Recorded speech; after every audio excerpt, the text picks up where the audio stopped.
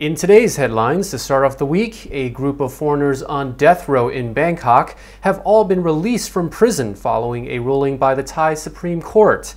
Meanwhile, the Customs Department is expected to slash duty by 50% to attract wealthy foreign residents. And starting this Friday, the government has set the target of administering 1 million doses of the COVID vaccine each day.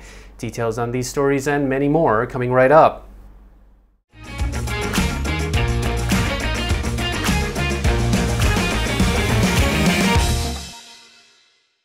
You're watching Thailand News Today, bringing you the latest updates on the country's top stories. We broadcast Monday to Friday evening Bangkok time after releasing our other regular shows on the Thaiger, Morning Top Stories with Caitlin, and Good Morning Thailand with Jay and Tim Newton, back with us at last. So in our first story, an Australian and Thai married couple and an American man who are on death row in Bangkok for trafficking crystal meth have all been released from prison.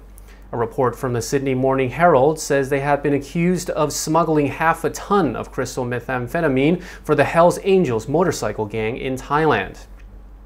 After being cleared by the Supreme Court last week, 37-year-old Luke Cook from Western Australia arrived in Sydney, and Tyler Gerard, who is from California, flew back to the United States.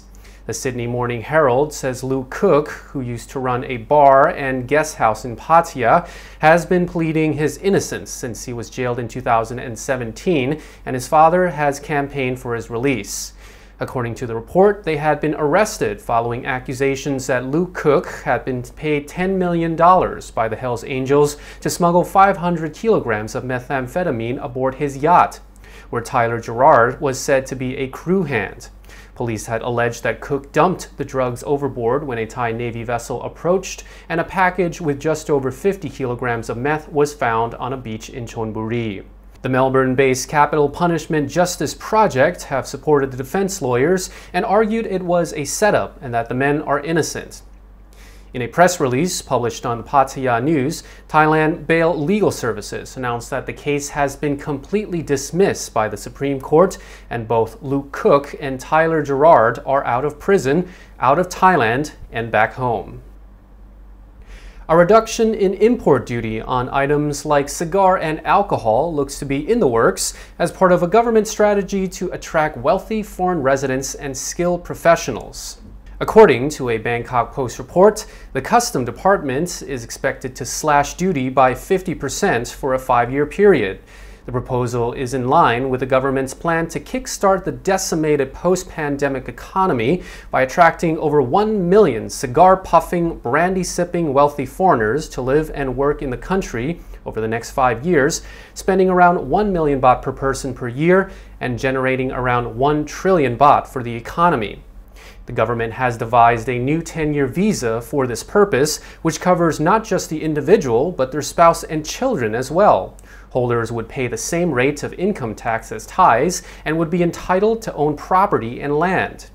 An official from the Customs Department says the cut in import duty will apply to 30% of products, and that his department is revising procedures for personal items belonging to arriving and departing visitors. Starting this Friday, the government has set the target of administering 1 million doses of the COVID vaccine each day. That'll be 4 times the number of people vaccinated yesterday at around 256,000. The Department of Disease Control Director General announced the goal and said they are planning to get at least 50% of the population inoculated with their first dose by the end of the month. That's 11 days from now. Speeding up the rollout of vaccinations is intended to boost the economy with the easing of restrictions once the targets are met. Thailand is now primarily using 1 dose of Sinovac and 1 dose of AstraZeneca to vaccinate the public. The Pattaya News adds that Thailand has increased their stores of COVID vaccines recently, and the DZC has been pushing harder to get more people their second dose of a COVID vaccine. Over the past few months, the government has focused on vaccinating residents in Bangkok, which is the epicenter of the latest wave of COVID-19 in Thailand, and priority has been given to high-risk groups. The DDC now plans to focus their vaccination efforts to the outlying provinces and assist those most in need. Last month, the Thai government announced that nearly 90% of Bangkok residents had received their first dose of a COVID vaccine.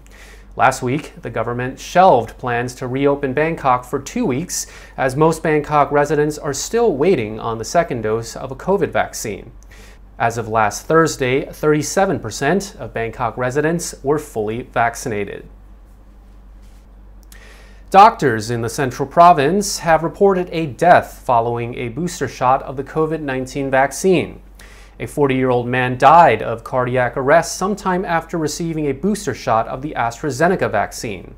Director of the Ratchaburi Hospital says this is the province's first death following the booster shot.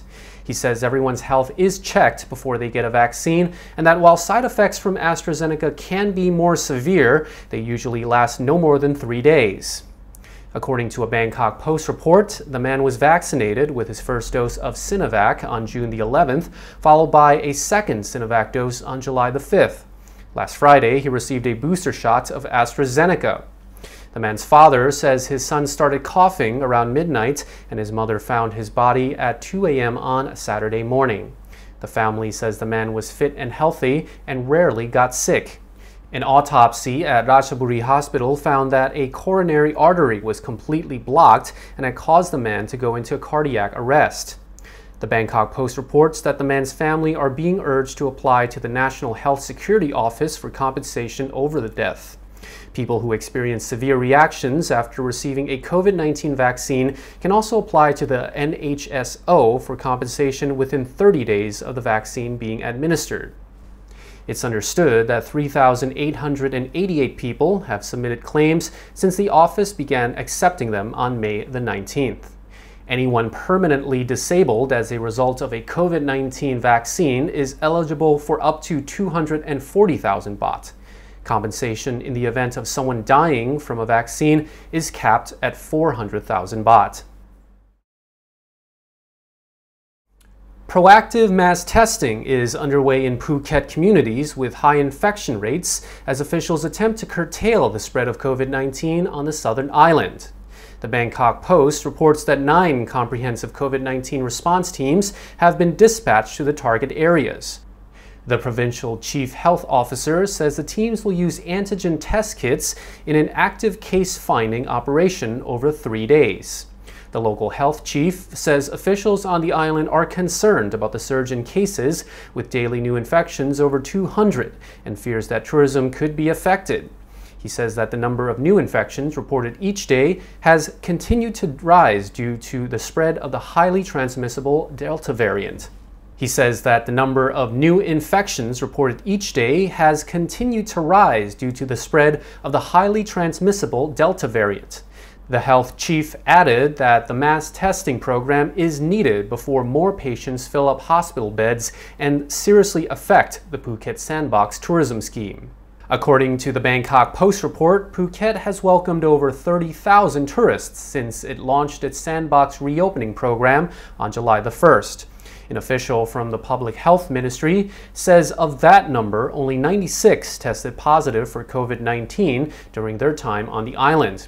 The ministry official says proactive mass testing will target around 25,000 people, adding that officials have also set up a testing center in the town hall where people who've had a positive result from an antigen test can get a PCR test to confirm the infection. He's hopeful the outbreak can be brought under control within the next 2 weeks. Around 20 people, both Thai and foreign, were arrested at a restaurant in Koh Samui over the weekend for allegedly drinking alcohol and gambling. Police raided the restaurant on the Gulf of Thailand Islands and say they found people drinking alcohol, shooting pool, and gambling. The Thailand News says the owner of the restaurant allegedly admitted that drinks were put in ceramic coffee mugs to hide the fact that customers were drinking alcohol.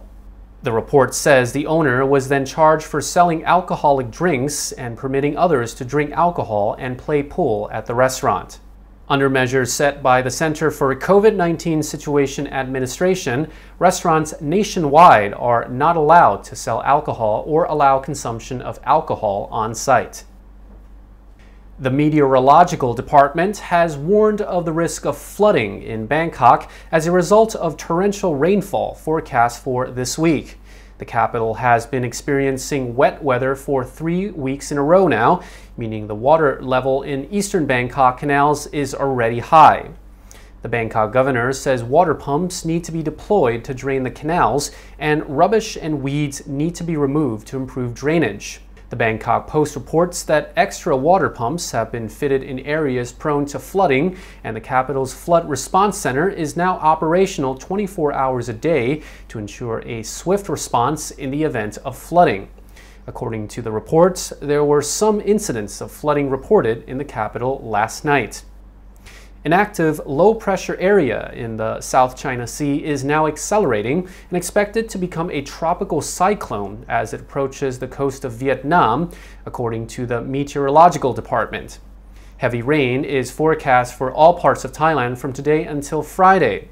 The department says coastal areas could see waves as high as 2 meters during thunderstorms as a result of a monsoon trough in the lower north central plains and the east, as well as the southwest monsoon in the Andaman Sea and the Gulf of Thailand regions. And that's all for the news going into the week. Check out the videos that just popped up to continue watching content from the Thaiger channel. Thailand News Today will be back tomorrow with more headlines. Meanwhile, you're now up to date on the Thaiger.